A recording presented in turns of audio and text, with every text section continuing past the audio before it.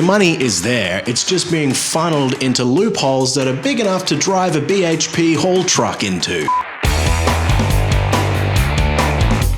Right now, Australia's tax system is basically the world's most expensive game of hide and seek. Working people are out here paying tax on their hard-earned cash, whilst billionaires are seemingly convinced that if they can't see their income, then neither can the ATO. And they'd actually be correct. In 2022 to 2023, 91 Australians made over $1 million each and paid no tax. It's a story we've become sick of hearing, but we didn't get here by accident, and we don't get out by sticking our heads in the sand. While millionaires are playing Monopoly with deductions, big companies are running the actual casino. In 2022 to 23, over 1,200 corporations in Australia paid no tax at all. Netflix Australia pulled in over $1 billion in revenue in Australia, and how much tax did they pay? You guessed it.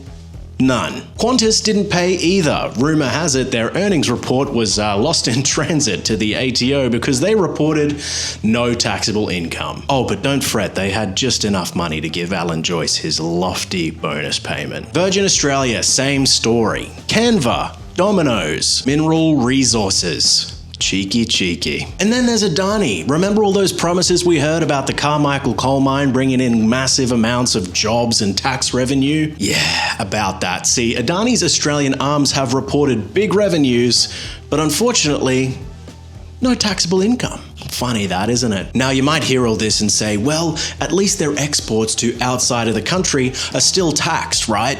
And I would reply, oh, you poor, sweet, innocent little child.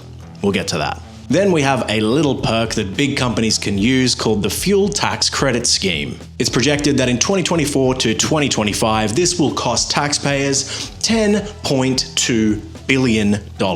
Almost half of that goes straight to Australian mining giants. It's always so heartwarming to see our taxpayer money going to the people who need it the most. Those being some of the largest corporations on Earth. Oh, and we can't forget family trusts. Got $1 million in profit? Not to worry, friend. Just sprinkle it around your kids, your uncle, your dog if your accountant's feeling a bit spicy. Suddenly, instead of one person paying a decent tax rate, you've got 5 people paying much lower ones. It's a legal dodge, but it's costing us billions. So when people say, Australia's broke, we can't afford better housing, schools, or hospitals, that ain't true. The money is there, it's just being funneled into loopholes that are big enough to drive a BHP haul truck into. If you're anything like me, by now you'd be feeling pretty pissed off and lost as to where to direct your unfathomable anger that you feel towards the system and the powers that be that allow these wealthy pricks to game it without ever seemingly paying their dues. Instead of spitting vitriol online, here's some productive things we can do together to actually fix tax inequality. We can bring in the Buffett rule,